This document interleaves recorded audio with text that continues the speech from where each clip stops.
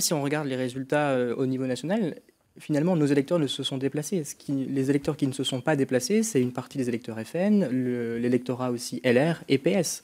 Donc c'est l'incapacité des autres partis à avoir offert une alternative durant ces 30 dernières années qui est maintenant payée par les différents partis et donc à travers une abstention qui est forte.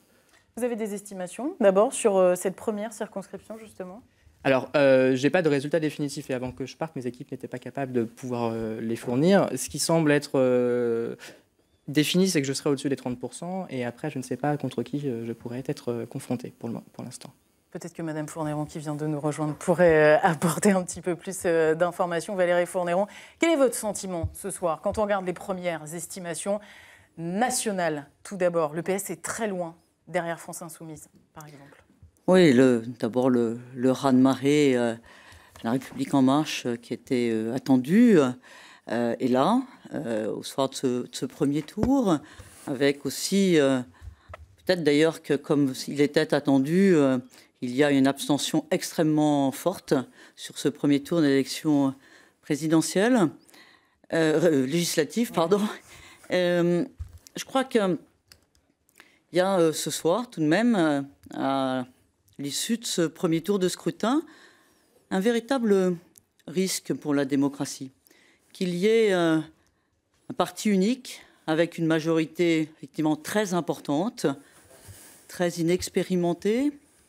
Et donc, il me semble, vous savez, la fonction du législateur, c'est aussi compromis, des débats, du contre-pouvoir. Et donc, il y a besoin, je crois, qu'il y ait dans une majorité des contre-pouvoirs et des débats.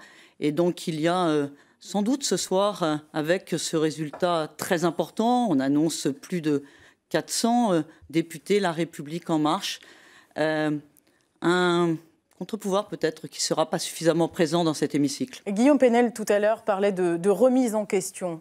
Est-ce qu'il va falloir le faire aussi maintenant au PS, très largement, tout mettre sur la table ? Mais il fallait le faire et commencer à le faire, bien sûr, dès les élections présidentielles. Enfin, il ne faut absolument pas nier ce qui s'est passé à l'occasion des élections présidentielles. Moi-même, je me suis clairement exprimé sur le sujet à plusieurs reprises.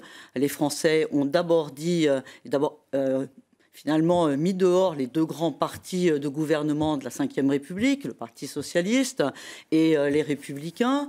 Et je crois qu'ils ont voulu montrer qu'ils voulaient une autre France avec possibilité de se rassembler. Il y a aujourd'hui un gouvernement avec Édouard Philippe à la tête de ce gouvernement, avec des gens qui sont issus de la gauche, des gens de la droite, un écologiste. Je pense qu'on a besoin de montrer que la France est en capacité de se rassembler.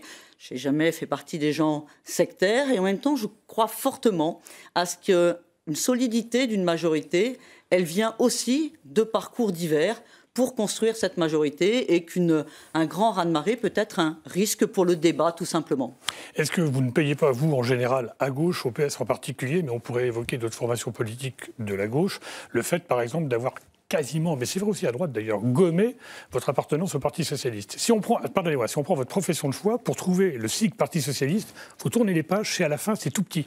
Si on prend dans la 6e circonscription, Mme Leverne, son suppléant est quelqu'un qui revendique les idées de La République En Marche. C'est vrai aussi dans la 9e circonscription, avec Mme Grelier. Je pourrais multiplier les exemples, y compris dans l'heure. Est-ce que ça n'a pas été un manque de clarté que vous avez envoyé, j'allais dire, à vos électeurs potentiels, qui se sont dit, finalement, entre ceux qui sont prêts à jouer la carte de La République En Marche et l'original, finalement, on choisit l'original. J'ai écrit dans ma profession de foi « femme de gauche ». Dans le bilan que j'ai distribué, parce que moi j'avais un bilan, j'avais la connaissance de mon territoire, un bilan, parce qu'un député, ça sert aussi à défendre sa circonscription et son territoire. Ce bilan, je l'ai fait avant l'élection présidentielle et j'avais le logo du PS. Le programme, je l'ai fait après la présidentielle et j'avais le même logo du PS. Donc, la même taille, vous pouvez vérifier. Donc, je crois vraiment qu'aujourd'hui, il y a renouveau dans notre organisation politique et il y a des messages qui ont été passés par les Français. Il faut savoir les entendre. Il y a Parti socialiste qui est ma famille politique qui est totalement à reconstruire. avec une ligne qui a été celle des présidentielles, qui a été largement désavouée par les Français, qui n'était pas la mienne, mais c'est pas, je veux dire, c'est pas uniquement une défaite d'un candidat, c'est une défaite d'une histoire, et c'est une défaite aujourd'hui pour notre histoire collective au Parti socialiste. Une nouvelle fois, je crois que les Français nous ont envoyé de nouveaux messages. Vous savez, ici, sur ce territoire, je prends la ville de Rouen, où je prends les dernières élections, j'ai toujours su, je crois, rassembler largement, au-delà de ma famille politique. Je crois à ce non-sectarisme. J'ai aussi des convictions de gauche. Et il me semble que ce rassemblement va peut-être manquer dans l'hémicycle si ce raz-de-marée se confirme au deuxième tour la semaine prochaine.